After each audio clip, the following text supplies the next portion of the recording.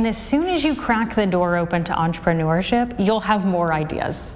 She calls herself an accidental entrepreneur and says, you don't have to go to business school to launch a business. I learned how she helps other women work for themselves. It's on her mind.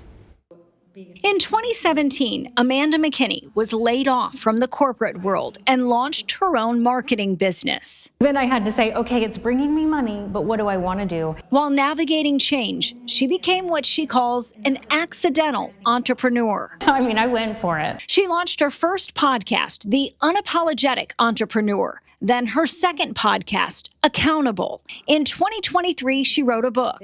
Why Not You? An Accidental Entrepreneur's Guide to Success. It's all about entrepreneurship, specifically for women. And two things she says specifically women fall victim to. Overthinking and overcommitment. We will fill our calendar and say yes to people before saying yes to ourselves. Her assessment and really narrowing it down of what I needed to do versus what I wanted to do or what I thought I needed to do has been so incredibly helpful in making things happen. 10 years ago, Amy Siegfried and her brother launched Last Night's Game, teaching women how to talk about sports to get ahead in business. Last year, she hired Amanda as her accountability coach to launch a second business, Cultivate a Network of Champions. We realized through our research that women and college students are very anxious about networking, and we realized that no one out there was doing it, and so we decided to do it. When we set a new goal, typically we add. We're like, oh, I'm going to do these other things without subtracting anything,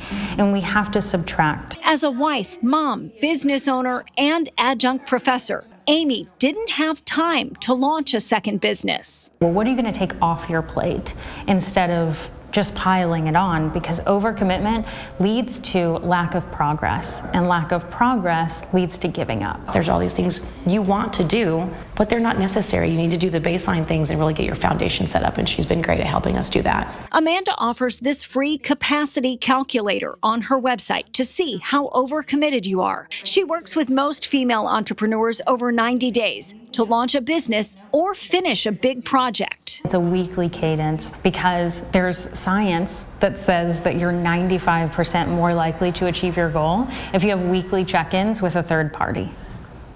So it really works. The hidden piece of being a female entrepreneur is everything that has to come to run a household. Someone has to get the groceries, someone has to call the doctor for your child, someone has to show up if they're sick.